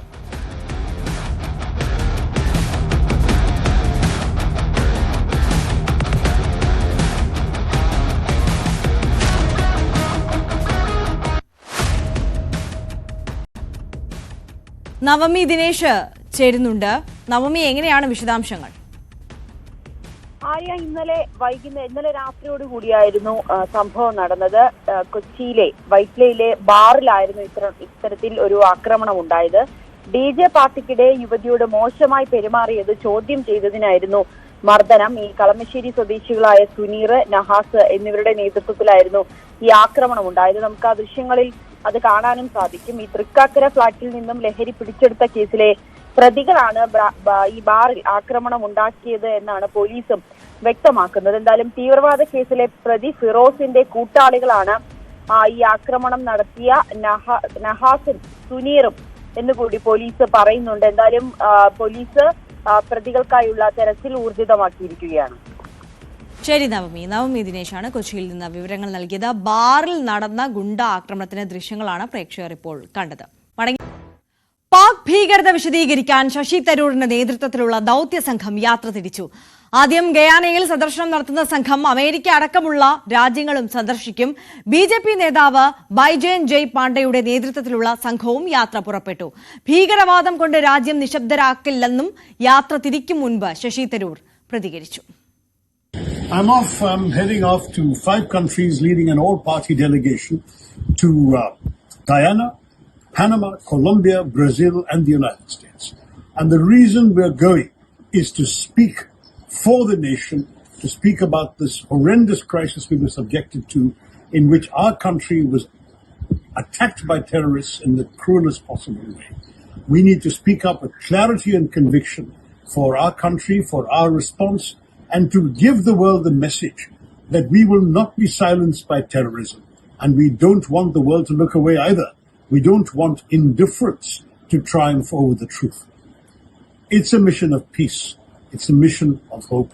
And it's a mission that will one day remind the world that India stands for all the values we need to preserve in the world today, of peace, of democracy, of freedom, and not of hatred, of killing, and of terror. Jai Hind. Ragesh കൂടുതൽ വിവരങ്ങളുമായി ചേരുകയാണ്. രാഗേഷ്, ഭീകരത കൊണ്ട് രാജ്യത്തെ നിശബ്ദമാക്കാൻ കഴിയില്ല എന്നുള്ളതാണ് യാത്ര പുറപ്പെടും മുമ്പ് ശശി തരൂർ പറഞ്ഞത്. ഇന്ത്യയുടെ ദൌത്യ സംഘം വിവിധ രാജ്യങ്ങളിലാണ് ഇപ്പോൾ ഉള്ളത്. എങ്ങനെയാണ് സമഗ്രമായ വിവരങ്ങൾ? ആര്യ, ശശി തരൂരിന്റെ നിയമനമൊക്കെ തന്നെ നേരത്തെ വലിയ വിവാദമായതാണ്. കാരണം കോൺഗ്രസ് നൽകിയ പട്ടികയിൽ ശശി തരൂരിന്റെ പേരുണ്ടായിരുന്നില്ല. പക്ഷേ കേന്ദ്ര സർക്കാർ ഒരു പ്രധാനപ്പെട്ട ദൗത്യം തന്നെ ശശി തരൂരിനെ ഏൽപ്പിക്കുകയായിരുന്നു. പ്രത്യേകിച്ച് US അടക്കമുള്ള രാജ്യങ്ങൾ സന്ദർശിക്കുന്ന സംഘത്തിന് നേതൃത്വം നൽകുന്ന ശശി തരൂരാണ്. ഏതായാലും ആ സംഘം ഇപ്പോൾ യാത്ര തിരിച്ചിരിക്കുകയാണ്. യാത്ര തിരിക്കും മുമ്പാണ് ശശി തരൂർ വിശദമായി തന്നെ പ്രതികരിച്ചത്. ഭീകരവാദം കൊണ്ട് ഇന്ത്യയെ മുട്ടുമടപ്പിക്കാൻ ആകില്ല എന്ന പ്രതികരണം, ഭയപ്പെടുത്താനാകില്ല എന്ന പ്രതികരണം തന്നെയാണ് ശശി തരൂരിന്റെ ഭാഗത്തുനിന്ന് ഉണ്ടായത്. മാത്രവുമല്ല, ഉണ്ടായ സാഹചര്യങ്ങൾ, ഓപ്പറേഷൻ സിന്ദൂർ അടക്കമുള്ള സാഹചര്യങ്ങൾ വിശദീകരിക്കുമെന്ന് അദ്ദേഹം പറഞ്ഞു. മാത്രവുമല്ല, ഇന്ത്യ ഉയർത്തിപ്പിടിക്കുന്ന മൂല്യങ്ങൾ, ആ മൂല്യങ്ങൾക്ക് ഇന്നത്തെ ലോക സാഹചര്യത്തിൽ ഉള്ള പ്രസക്തി, ആ കാര്യങ്ങളും ഈ രാജ്യങ്ങളെയൊക്കെ തന്നെ ബോധിപ്പിക്കും എന്നുകൂടി തരൂർ വ്യക്തമാക്കിയിരിക്കുകയാണ്. ഏതായാലും ഈ സംഘം വിവിധ രാജ്യങ്ങൾ സന്ദർശിക്കുന്നുണ്ട്. ആദ്യം സന്ദർശിക്കുന്നത് ഗയാനയാണ്. പിന്നീട് പനാമ, കൊളംബിയ, ബ്രസീൽ എന്നീ രാജ്യങ്ങൾ സന്ദർശിക്കും. ഏറ്റവും അവസാനമാണ് US സന്ദർശിക്കുന്നത്. പ്രത്യേകിച്ച് അമേരിക്ക വിഷയത്തിലെടുത്ത നിലപാടൊക്കെ തന്നെ നമുക്കറിയാം. പാകിസ്ഥാനെയും ഇന്ത്യയും ഒരുപോലെ കാണുന്നു എന്ന സൂചനകളൊക്കെ തന്നെ കഴിഞ്ഞ ദിവസം, അത്തരത്തിലുള്ള അതൃപ്തിയൊക്കെ തന്നെ വിദേശകാര്യ സെക്രട്ടറി കഴിഞ്ഞ ദിവസം പരാമർശിക്കുകയും ചെയ്യുന്നു. അപ്പോൾ അതുകൊണ്ട് തന്നെ തരൂർ അടക്കമുള്ള സംഘം അവിടെ സന്ദർശിക്കുകയും ഒപ്പം ഇന്ത്യയുടെ നിലപാട് എങ്ങനെ വിശദീകരിക്കുമെന്നതൊക്കെ തന്നെ നിർണായകമായ കാര്യമാണ്. ഒപ്പം ഗയാന അടക്കമുള്ള രാജ്യങ്ങളും സന്ദർശിക്കുന്നുണ്ട്. പ്രത്യേകിച്ച് ഐക്യരാഷ്ട്രസഭ സുരക്ഷാ കൗൺസിലിൽ സ്ഥിരാംഗമല്ലാത്ത രാജ്യങ്ങളുടെയൊക്കെ തന്നെ നിലപാട് നിർണായകമാണ്. അതുകൊണ്ട് തന്നെയാണ് ഗയാന അടക്കമുള്ള രാജ്യങ്ങൾ കൂടി ഇപ്പോൾ സന്ദർശനം നടത്തുന്നത്. മറ്റൊരു സംഘം, അത് ജയ് പാണ്ഡെ നേതൃത്വം നൽകുന്ന സംഘമാണ്. ആ സംഘവും യാത്ര തിരിച്ചിട്ടുണ്ട്. പ്രത്യേകിച്ച്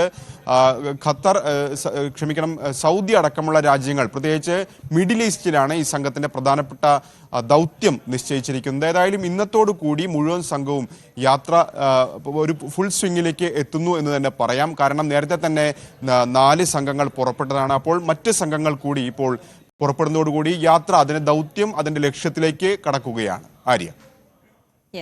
രാഗേഷാണ് വിവരങ്ങൾ നൽകിയത്. യുക്രൈൻ ഡ്രോൺ ആക്രമണ ഭീഷണിയെ തുടർന്ന് മോസ്കോയിലേക്ക് പോയ ഇന്ത്യൻ MPമാരുടെ സംഘത്തിന്റെ വിമാനം നിലത്തിറങ്ങാനാകാതെ ആകാശത്ത് വട്ടമിട്ട് പറക്കേണ്ടി വന്നു. കന്നിമൊഴിയുടെ നേതൃത്വത്തിലുള്ള സംഘം സഞ്ചരിച്ച വിമാനമാണ് ആകാശത്ത് 45 മിനിറ്റ് വട്ടമിട്ട് പറക്കേണ്ടി വന്നത്. ഡ്രോൺ ആക്രമണ ഭീഷണി ഒഴിഞ്ഞ ശേഷമാണ് വിമാനം സുരക്ഷിതമായി ഇറക്കിയത്. ലോക്സഭാ പ്രതിപക്ഷ നേതാവ് രാഹുൽ ഗാന്ധി ഇന്ന് ജമ്മു കശ്മീരിലെ പൂഞ്ച് സന്ദർശിക്കും. രാവിലെ 10:30 പാകിസ്ഥാൻ ഷെല്ലാക്രമണത്തിൽ ദുരിതത്തിലായ കുടുംബങ്ങളെ രാഹുൽ കാണും. പൂഞ്ചിലെ ഷെല്ലാക്രമണത്തിൽ 13 പേർക്കാണ് ജീവൻ നഷ്ടമായത്. നേരത്തെ പഹൽഗാം ഭീകരാക്രമണം നടന്നതിന് പിന്നാലെ രാഹുൽ ശ്രീനഗർ സന്ദർശിച്ചിരുന്നു. കേരളത്തിലെ കപ്പിത്താന് 80.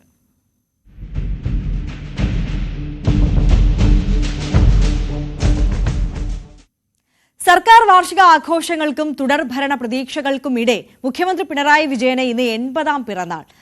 മുന്നണിയുടെയും പാർട്ടിയുടെയും ക്യാപ്റ്റനാണ് അണികൾക്ക് പിണറായി. കാര്യമായ ആഘോഷങ്ങളൊന്നുമില്ലാത്ത പതിവ് ദിവസമായിരിക്കും ഇന്നും മുഖ്യമന്ത്രിക്ക്.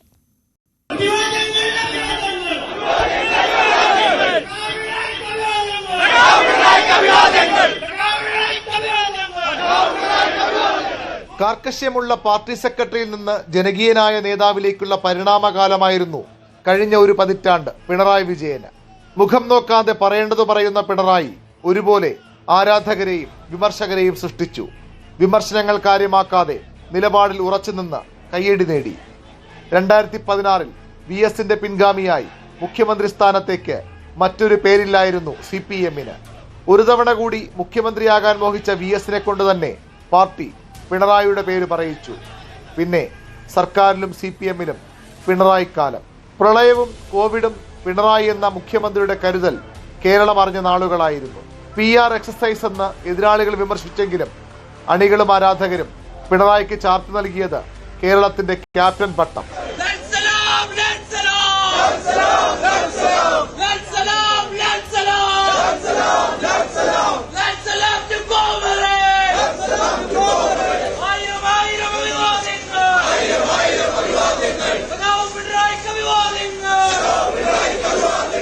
വ്യക്തിപരമായും രാഷ്ട്രീയമായും നിരവധി പരീക്ഷണങ്ങളാണ് ഈ ഘട്ടത്തിൽ പിണറായി നേരിട്ടത്. എല്ലാം മറികടന്ന് തുടർഭരണമെന്ന അത്ഭുതം കൂടി സൃഷ്ടിച്ചതോടെ പിണറായി കേരള രാഷ്ട്രീയത്തിലെ നമ്പർ 1 നേതാവായി ഉയർന്നു, അണികളുടെ ആശയും ആവേശവുമായി.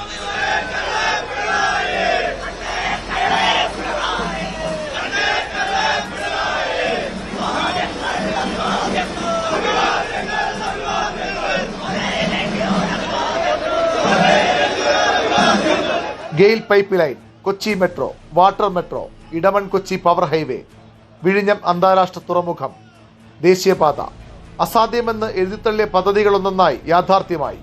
വികസന നായകനെന്നും നിശ്ചയദാർഢ്യത്തിന്റെ ആൾരൂപമെന്നും അണികൾ പിണറായിയെ വാഴ്ത്തിപ്പാടി. പിണറായി സ്തുതികളുമായി തിരുവാതിരയും സംഘഗാനവും ഡോക്യുമെന്ററികളും നിർമ്മിക്കപ്പെട്ടു.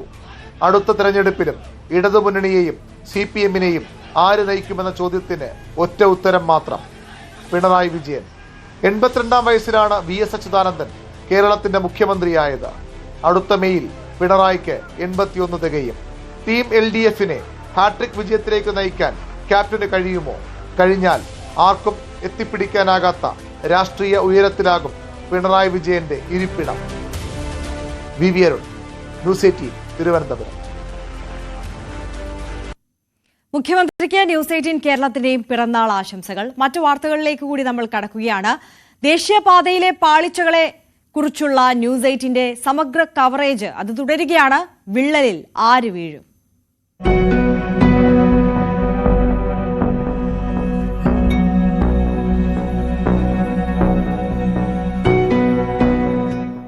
റിപ്പോർട്ടുകളിലേക്ക് കടക്കുന്നതിന് മുമ്പ് റീൽസിനെ ചൊല്ലി വാദപ്രതിവാദങ്ങൾ തുടരുന്നതിനിടെ വീണ്ടും റീൽസുമായി എത്തിയിരിക്കുകയാണ് മന്ത്രി മുഹമ്മദ് റിയാസ്.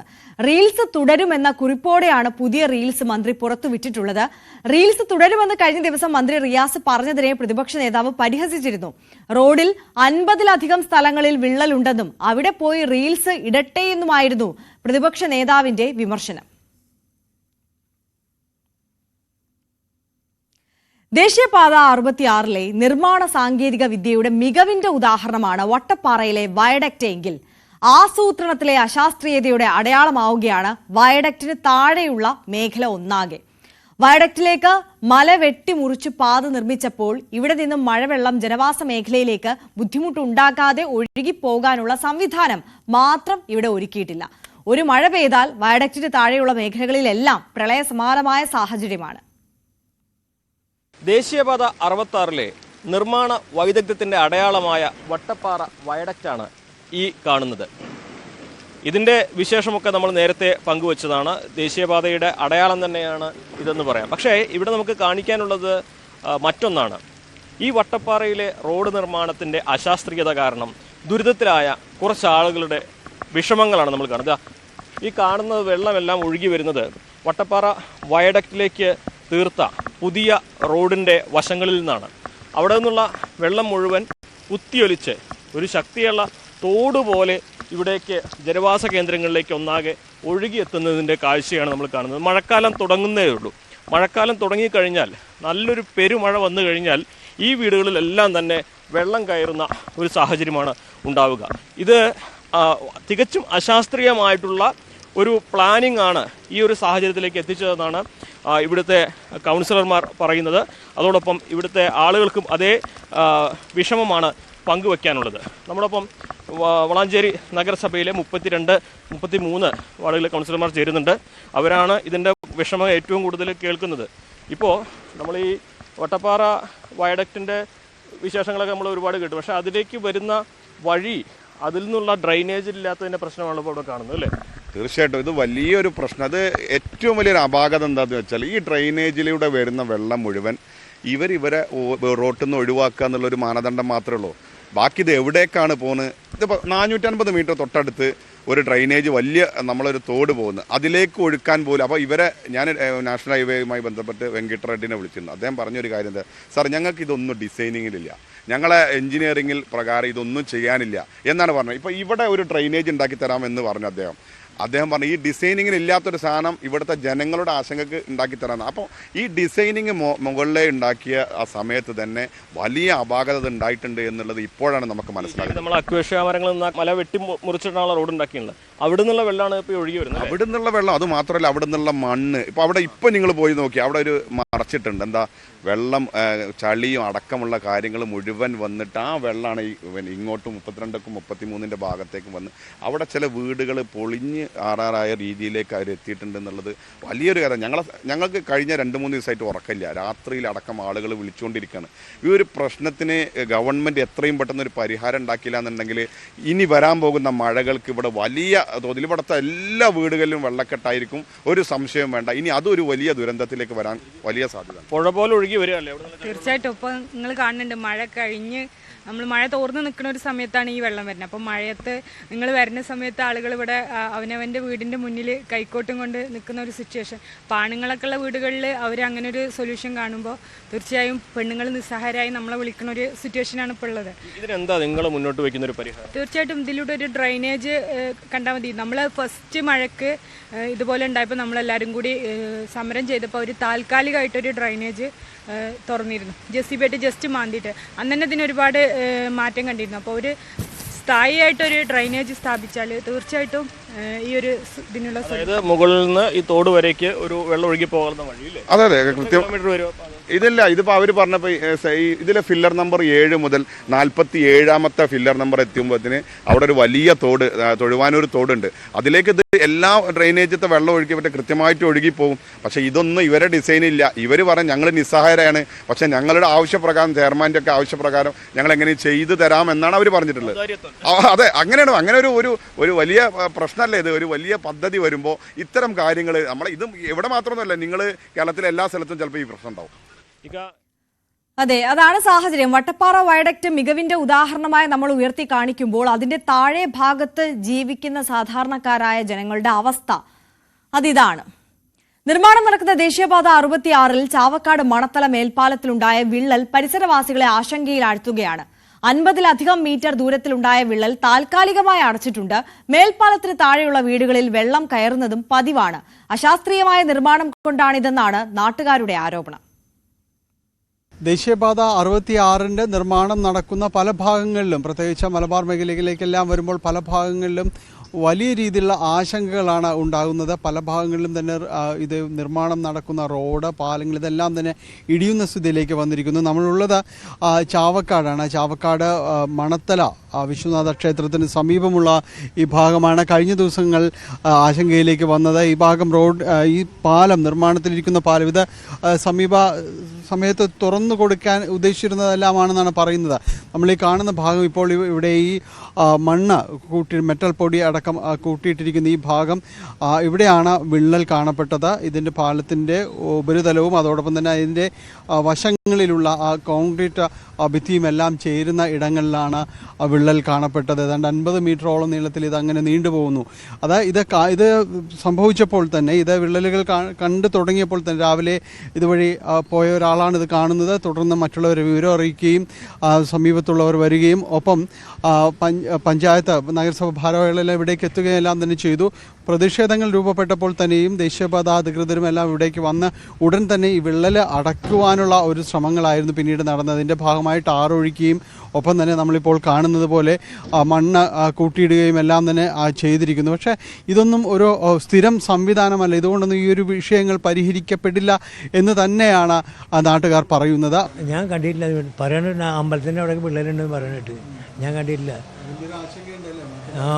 ഇന്നലെ കളക്ടർ ഇവിടുത്തെ ചെയർപേഴ്സണിലെ തഹസിൽദാരെ പല ആൾക്കാരും വന്നൊക്കെ നോക്കി പോയിരുന്നു. ഞാൻ കഴിഞ്ഞ മാസം തൊട്ട് ഓരോരുത്തരെ വിളിച്ച് പറയണതാണ്. കളക്ടർ കംപ്ലൈൻറ്റ് ചെയ്തു. കളക്ടർ ഇവരോടൊക്കെ റിപ്പോർട്ട് ചോദിച്ച് കൊടുത്തിട്ടുണ്ട്. കളക്ടർ കുറ്റം പറയുകയല്ല. കാരണം എന്താ വെച്ചാൽ ഇവർ റിപ്പോർട്ട് കൊടുക്കാത്ത കാരണം ഇവർ ഒന്നും ഒരു റെസ്പോൺസ് നടത്തുന്നില്ല. ഇത്ര ദിവസം വെള്ളം ചളിയായിരുന്നു വന്നിരുന്നത്.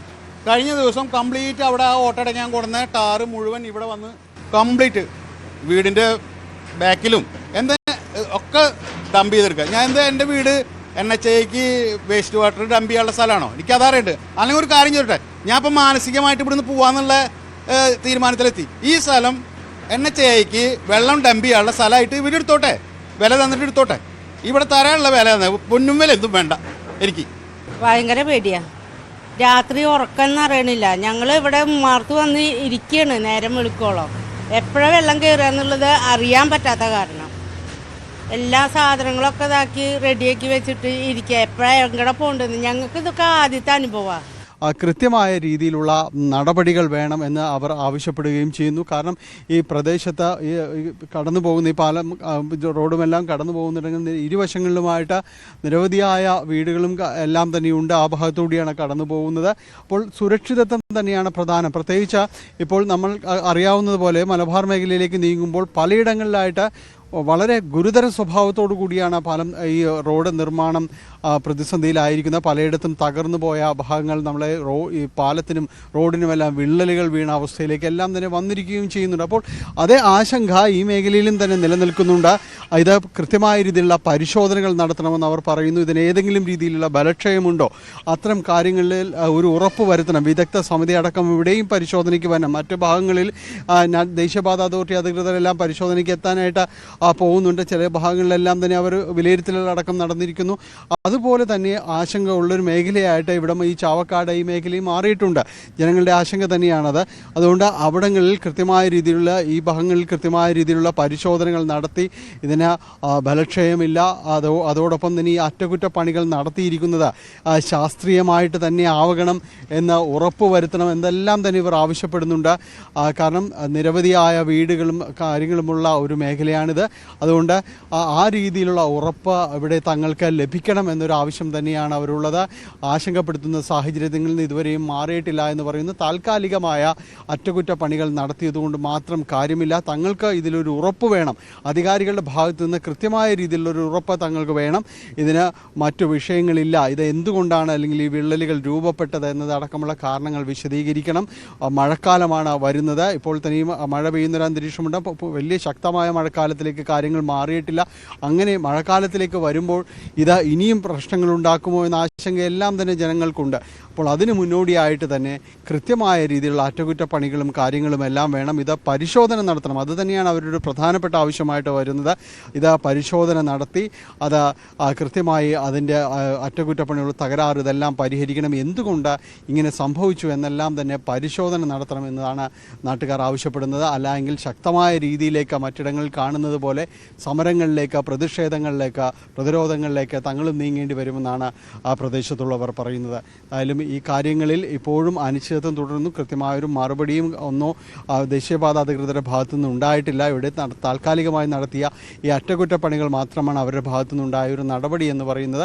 കൃത്യമായൊരു വിശദീകരണത്തിലേക്ക് പോകാത്തത് ജനങ്ങളെ ആശങ്കയ്ക്ക് ഇടയാക്കുന്നുണ്ട്. തൃശ്ശൂരിൽ നിന്ന് ക്യാമറമാൻ ധനേഷിനൊപ്പം ഡാനി പോൾ, ന്യൂസ് 18. BJP അനുകൂല ക്രിസ്ത്യൻ രാഷ്ട്രീയ പാർട്ടി രൂപീകരണത്തിന് പിന്തുണയില്ലെന്ന് കത്തോലിക്ക സഭ. സഭാ നേതാക്കളെ വിളിച്ചത് കർഷക യോഗത്തിനാണെന്നാണ് വിശദീകരണം. തെറ്റായ പ്രചാരണം വന്നതോടെയാണ് കർദിനാൾ മാർ ജോർജ് ആലഞ്ചേരി പിന്മാറിയതെന്നും സഭ വ്യക്തമാക്കുന്നു. ജി ശ്രീജിത്ത് കോട്ടയത്ത് നിന്ന് ചേരുകയാണ്. ശ്രീജിത്ത്, എങ്ങനെയാണ് വിശദാംശങ്ങൾ?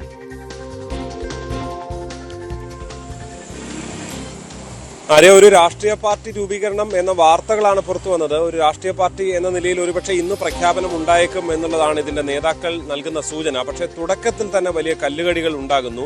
ഇന്നലെ കർഷക ഫെഡറേഷൻ നടത്തിയ സമ്മേളനം, ഈ കർഷക ഫെഡറേഷനാണ് മറ്റൊരു രാഷ്ട്രീയ പാർട്ടി എന്ന നിലയിലേക്ക് മാറാൻ പോകുന്നത് എന്നതായിരുന്നു വാർത്ത. ഈ വാർത്ത പുറത്തു വന്നതോടുകൂടി തന്നെ കർദിനാൾ ജോർജ് ആലഞ്ചേരി ഈ യോഗത്തിന്റെ ഉദ്ഘാടകനായി വരുന്നതിൽ നിന്ന് മാറി നിന്നു. അത് നേതാക്കൾ, ഈ കർഷക ഫെഡറേഷന്റെ നേതാക്കളായ PM മാത്യുവും ജോർജ് മാത്യു ഒക്കെ വ്യക്തമാക്കുകയും ചെയ്തതാണ്. എന്തായാലും ഇന്ന് രാവിലെ 10:00 അവർ വാർത്താ സമ്മേളനം ചേരുന്നതിനിടെയാണ് ഇപ്പോൾ കത്തോലിക്ക സഭ പോലെ ഈ കത്തോലിക്ക സഭയുടെയൊക്കെ പിന്തുണ ഉണ്ട് എന്നുള്ളതായിരുന്നു ഇവരുടെ അടക്കം പറച്ചിലുകൾ. അതുകൊണ്ടാണ് അത്തരം മെത്രാന്മാരെയൊക്കെ കൊണ്ടുവന്നുകൊണ്ട് ഇത്തരം പരിപാടികൾ നടത്താനും ശ്രമം നടത്തിയത്.